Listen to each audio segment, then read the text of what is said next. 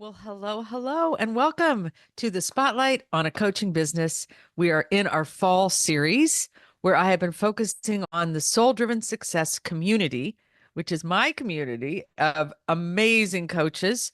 We've been exploring their stories, their successes, the challenges, so that it will bring you insight for yourself. Because I do believe that when we hear other people's stories, that's where we learn best, right? There are a lot of things that I bring to this show, and I'm going to do it today. Facts, figures, here's some guidelines, some tips, some steps to take. But when you know the stories, there's something about stories that engage us on that deeper level. So today I'm actually going to highlight one of my stories. This is a story that's in my book, Evolve Your Coaching Business. So you can look this story up in the book and get the expanded version of it. But before I tell my story, I'm going to look at some questions. So, one of the big questions that I get as a front of the room leader for the Coactive Training Institute, certification program leader, out there on social media when I'm promoting my own business academy for coaches, it's a question that especially comes from new coaches, but I have also heard this from coaches in all stages. They ask the question, how much do I charge? Now, I understand this question because I once had this question myself. So I would get it. I get the reasoning, especially if you're starting out or if you're taking a step. I've done this many iterations. Why I call my book and my business building course, Evolve Your Coaching Business, is there are many iterations and ways and times when you evolve your business, and you will need to have some money questions. So this is what we're going to focus on today is the money. What do you think? Are you in? Are you curious? Let's look at some other questions that you might ask. And I'm going to promise you this. I'm going to do this in three steps. I'm going to put the questions out to you. I'm going to tell my story, and then we'll connect some dots and bring some answers forward by the end of the show. Bigger questions. How much money will I make in my first year? And what will it cost to get a business up and running? And if you're in more than your first year, it could just be how much money does it feel reasonable that I could make this year? And I'm talking about what's the net income, because you do need to factor in expenses. It might be your training, it might be a business building program or a coach, it might be some supplies that you need, some equipment. So there are costs involved in setting up a business. And if you don't factor those in, I do believe that you're setting yourself up for failure at the worst. The worst case scenario is you will totally fail. A best case scenario is it will be more challenging than it needs to be. So asking yourself, what is it reasonable for me to aim for this year for my net income? And you might want to look into the future. What would be, if you're thinking about 2 or 3 years, what's going to be a reasonable amount to aim for as a net income? How much will I need to invest? How long before I have positive cash flow? What is the typical time it takes to get a business up and running or have a coaching career with steady income? So I will give you those answers after the story. Okay. We're going to have a little story time just to put this in your mind, and then we'll come back to those questions and see how this aligns with you. So, the story I'm about to tell is about many years ago, and my first husband and I had a fruit growing business.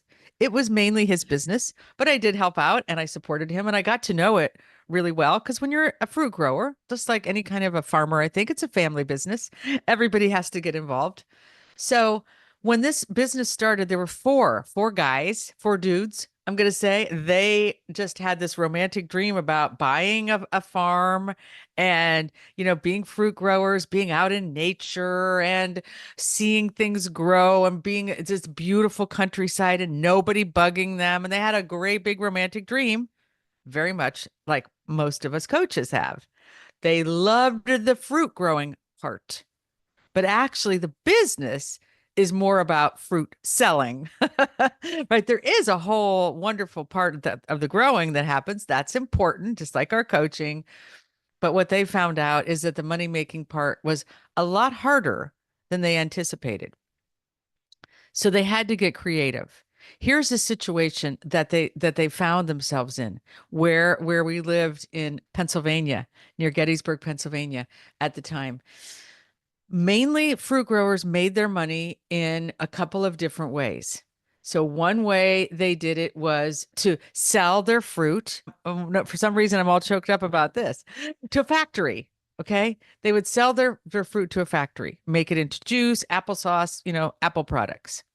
So that was a big way. Many of the fruit growers in the area just grew the fruit and then they would take it to the factory and then you were at the mercy of the organization of the company, how much they were going to pay you. It all depended on how much fruit there was that year and lots of factors. The other two ways, one was to have your own fruit stand. So that's, you could set up a stand and do some marketing and have it in a good location for people to come buy your stand and buy the fresh fruit. And another, and this was a fairly new one at the time, was to sell it at farmers markets. So those were the three ways.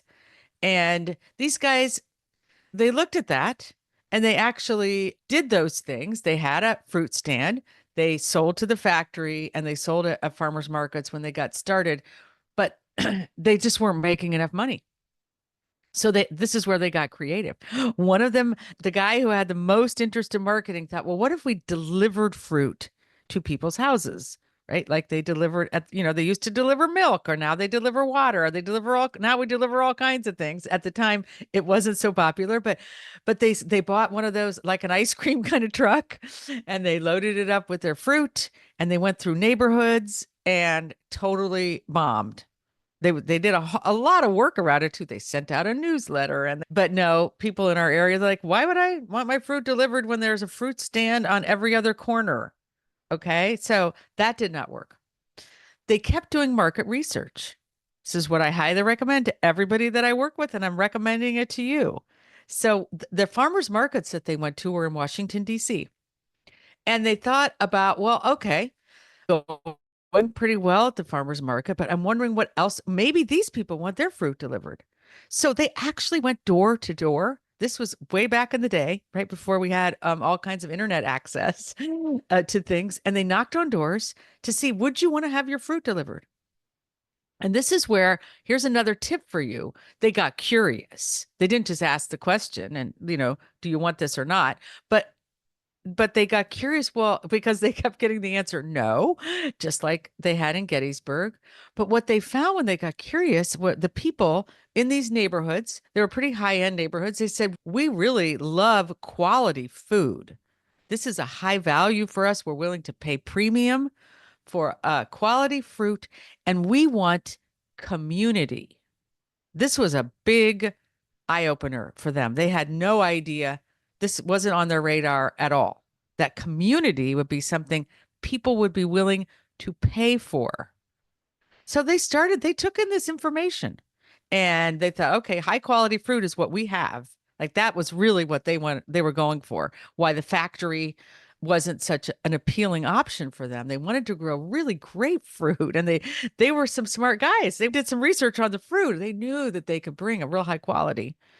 So how are they going to bring community to this fruit selling process? So we went driving around. This is a real true story. Literally, my family had two little kids, and my husband and I went driving around one day, Washington, D.C., in some of these neighborhoods. We were just like, where would we have a fruit stand? And how would we even do this?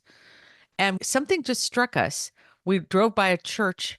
This was a Saturday, and we realized nobody was in the parking lot. There was this great big parking lot, just kind of like bells went off.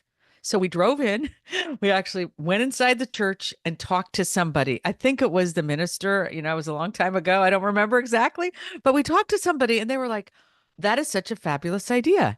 You could do a little farmer's market here for the people in this neighborhood, and it would be good for our church. For one thing, because we will pay, we worked out a deal that we would give them a percentage of the profit. They would advertise it for us. It would make their church appealing. It would bring people to church. So I want to just layer that in for you when you think about marketing. We're going to talk about money, but that's what this is all about. this is all about. Well, they had to figure out, how are we going to make more money at this? And it's just not the question of how much are we going to charge, right? How much do we charge for a fruit? It's taking a look to see, well, this is where I'm going to start making the connection, but I'm going to land this story. So we did that.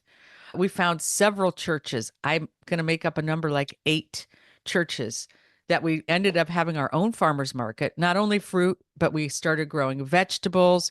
I used to make muffins, and this was a side gig for me. I think there were times when I made more money off selling muffins than I did on my job. It was a really lucrative side business. So it worked out really well for us. We made the money we needed to support 4 families, and that business is still going today, over 30 years later.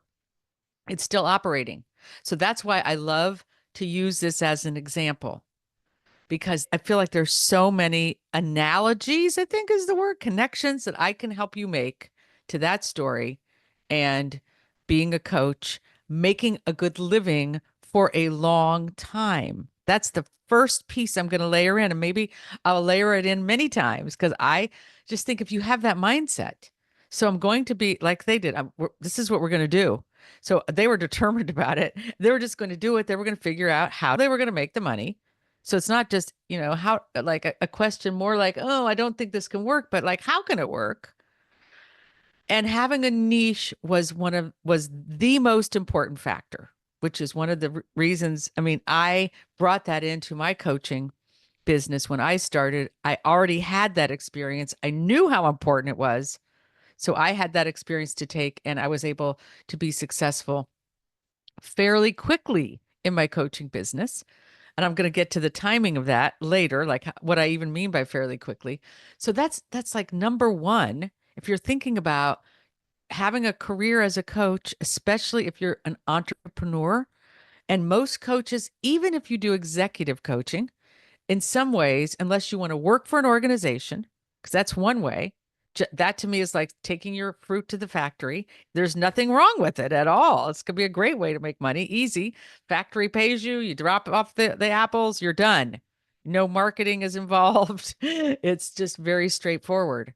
But if you want to be an entrepreneur of any kind, and even if you want to be an executive coach, not working for an organization, you want to think about what is your niche. Who are the people that you want to serve, you want to bring your coaching service to, that have the money, are willing to pay. I even love it. Like, what if they're already looking, like these people in this community, they wanted something. So this was just filling a need. If you can fill a need, then marketing is going to be so much easier. So that's an important factor, is your ability to market your business. And I'm going to say market yourself, although you're marketing a service, but you're marketing a service that comes with you. So you need to be able to bring forward your personality. And personality matters. Some personalities that people have, there's in the Strength Finders, if you know that assessment, there's a strength called woo. I just have found people who have that strength, it's easier for them to market their business. Some people can just brag about what they're offering. They can talk very highly positive about it. That's just their personality. So that's going to make it easier. It's not like those people will succeed. And if you don't have that personality, you'll fail. But I want you to factor that in. If you're more like me, I don't have that personality. Mine is it's just different than that. So I've had to learn to take the personality I have and use it to my best advantage when it comes to marketing my business, not try to be that other person or compare myself to a person who can just get right out there, able to do sales. If you have a natural sales kind of way about you, it's going to be easier. It also depends on your network. The coaches I've found who succeed the quickest they already have a network of people. They know people who actually are in their niche, who it's a large enough network that people can refer them. They can get connections pretty easily. So they can get their business up and going quicker. One of the things that is important also to know this, like a truth. I'm laying some truths down here for you. We're going to get to the actual money pieces, but this is the context within which you're looking at how much money can I make and how quickly can I make it? And what do I need to do to make that money? Because this is not an industry for the most part, unless you work for an organization that you can just walk into a job or even as an entrepreneur. There is not the same traction that's been laid yet in this profession where you can just start up. People know what you're doing. It's really simple. There's more work involved in promoting yourself in this career. And I think it's worth it. You got to decide, is it really worth it? So when we look at niches, it's kind of obvious to me at this point. There are two niches or two, ways you can go. One is to be an executive coach. I have a colleague I talked to not long ago. She's like, I won't accept less than $18,000 for a 6-month package as an executive coach. That's the pool she's swimming in. And that's some people. If that's a place that you want to go, you want to do people, you actually have credibility in that area, then go for that. Personally, that was never my thing. Even though I worked on an executive team, that was where I came from as a coach. It wasn't what I wanted to do. So this is where, building your coaching business and having a coaching career, for most coaches, there has to be a match between really what you're passionate about, what you want to do, and the people that you work with. Another way, I'm just going to give you two ways. Like if you're really thinking, I want to make big bucks at this. The other way, I've seen people who really go for the whole package of getting a brand, getting an online following.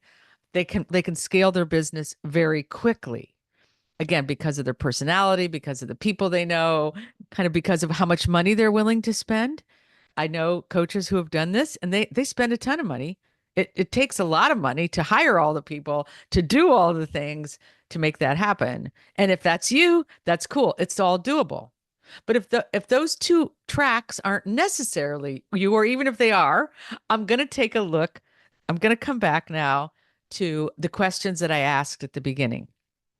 And I went to Chat GPT today, preparing for this show because I was curious. I have an idea. I was going to I could tell you what my thinking is on it, but I wanted to see, how in touch I am with reality or whatever that means, right? What's out there. And I was happy to see that Chat GPT and I are pretty much totally on the same page. This is what I've been experiencing. I've been staying tuned to this. And here is what Chat GPT had to say. I asked 3 questions, which I thought were important. The first one was if you are a new coach, if you're just starting out, this is your first year. Chat GPT says $50 to $100 a session, package deal, offer discounts. Make sure you give sample sessions or consultations. These are some things that really, really work. And then ChatGPT says, as you gain experience, you build a client base, you can increase your rates. And you can go from $150 to 500 or more per session. This is where I would disagree with ChatGPT. Never like to think in terms of sessions. I like to think in terms when you're talking about your coaching, even right from the beginning, you want to talk in terms of packages, you want to talk in terms of months, because as coaches, the session is just one part of what we offer. So I'm just going to put that in there. Clients might think that way. This is how much I'm thinking per session, but I wanted to say, I think it works a lot better if you say, I charge $300 a month and in that, or $1,800 for 6 months package. And in that time, you get this many sessions and we follow up and there's in between things.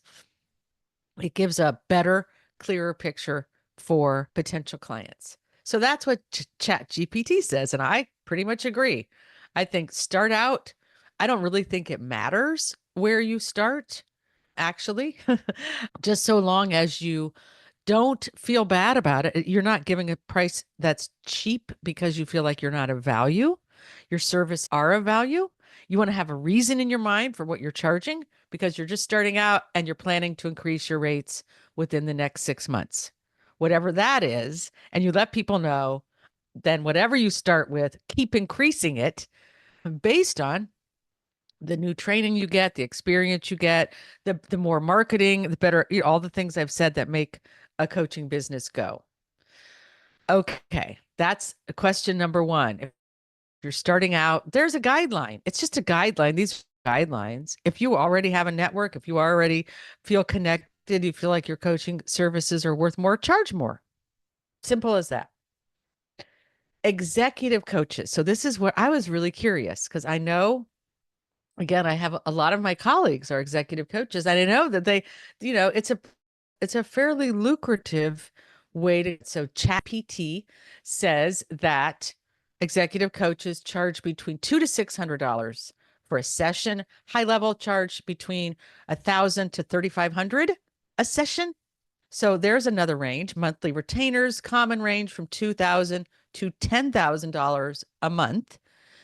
Corporate packages or engagements for teams, because I know that's, again, it's a whole different ball game when you're doing that, right? It's not just one-on-one coaching. You're putting together a package where you're really going to be helping this organization with leadership development. Well, if that's what you want to do as a coach, you could charge from $10,000 to $100,000 or more. Okay. You can go look this up yourself. I just thought it would be fun to bring this on, to have you hear these numbers and really think about. And I'm going to give you a tip at the end of this show of how I think you should get started with just taking these numbers and considering them. The last question I asked is one of my favorite ones. How long does it take to build a profitable coaching business? I literally put that into Chat GPT today. This is the answer. It says from 6 months, 3 years, or more, depending on various factors like niche, marketing efforts, client acquisition, and coach's prior experience. Pretty much what I said. A little bit, there's a little variety there. They break it down 0 to 6 months. This is where you're getting certification, beginning to build a website, this type of thing. I have this in my own business. I call it the 4 phases of a coaching business. Next, you're going to start building a client base. This takes at least a year where you begin marketing, you do some research, you get some clients in, you see what's working, you find out how to get referrals, you play around with social media, right? And hopefully by the end of a year, this is what Chat GPT says, you might be making a profit. But I think even if you're lucky, you'll be breaking even between what you're spending to get the business building up and what you're earning. So you want to think in those terms, that the first year, you want to be thinking, wow, I hope I need to either keep my job or get a part-time job. But then within 1 to 3 years, and this is so what I have found to be true, this to me is where, if you can look at a 3-year trajectory, it's going to be so much better for you. Because here you're going to be able to get that steady stream of clients. You'll have the word of mouth referrals. You're going to know the networking. You're going to know the marketing. Here's what Chat GPT says. Literally, coaches who invest in marketing, networking, and continuous learning may see significant profitability during this period. And I'm going to say continuous learning on how to build a business and how to connect with your niche. And if you do any training beyond that, it needs to be very specific to making sure that it's going to build your business. Then after 3 years, there's this word scaling, where you can have these, what they call passive streams of income, where you can have memberships and you can have programs and products. You can do online courses. It says profits can be substantial as the business matures and marketing efforts pay off. So the timeline to profitability varies, but consistent marketing, networking, and delivering results to clients are key factors that influence how quickly a coach can turn a profit. Okay, in my last 5 minutes, I'm going to give you my top tips. Number one, stop thinking about getting clients. Stop that thinking and start thinking about, oh, this is a business I'm building. This is my career. Take on that mindset. Think about a 1 to 3 or even 5 year trajectory, where you are now and where you imagine you could be in 3 years. And I suggest you use a spreadsheet or something, some kind of projection tool So you can take a look and see, well, here's what's reasonable for me to make within a year. If this is reasonable, and again, you might want to find out. This is why I recommend you get support and help, because you want to find, well, what is reasonable? How much marketing am I willing to do? How connected am I to people? How much money am I willing to spend? And I really want you to be mindful. I recommend getting help, but you don't want to get the kind of help that's going to be beyond where you are in your business. So a lot of people out there are marketing to coaches who want to help a coach who's already well established. They can take you to that high level where everything's really fabulous and fun. But if you're not ready for it, it's going to be a waste of your money. Okay, that's it's two two top tips. One is your mindset about how long it will take, what it's going to take from you, your willingness to do that. Number two is get a spreadsheet, start tracking, start projecting, start really getting clear. Okay, this is how much money I could earn if I'm able to market and enroll two clients in the next 3 months. Aim for something. I always think that aiming that your first $100,000 is a great place to aim, and then put it out there. Is that something you think could happen in 2 years or 3 years? If you think it could happen in 1 year, what do you imagine? Like, take a look and see how many clients would that be, and maybe there will be multiple streams of income that you could begin layering in. Like, group coaching is a pretty easy one to do. And how would you want your packages to be? And maybe there's a part-time job, or this is what I have done. I've always had some kind of a job because that's what I like. I work for CTI now, for the Coaches Training Institute. Before that, I had some other places that I worked that I loved, that where I was passionate about. It was always connected to my coaching in some way, but it brought in a nice steady income. So you might want to look at that. What might be a way to make income? Right now there are lots of organizations out there that hire coaches. They don't pay very much, but they could bring you some income. That's something to consider. But there are other things as well. So those are my top tips. And here's kind of where I want to land this, so that you're not stressed about the money, because money stress is going to be a takeaway for you projecting, marketing, connecting with people. If that money stress is there, it's going to take away from your joy. It cuts creativity. People sense that there's something, they don't always know what it is, but they're like, oh yeah, I don't know if that's the person I really want to work with, because they can kind of feel that there's something there that you're striving for or challenged by, have some negative thinking about it. So, this is what I'm going to leave you with. I want you to go out there, kind of look at what I've said, maybe do your own chat GPT search, find out, well, what are the numbers? What are the numbers? Like some real numbers. And where are your strengths? The ones that you can bring to play to really getting clear on your niche, to what are the marketing efforts that you can make that most likely, and there's might be something you haven't thought of. So market research, find out from people, what are they willing to pay for? What is it that they're already like, I'm looking for this?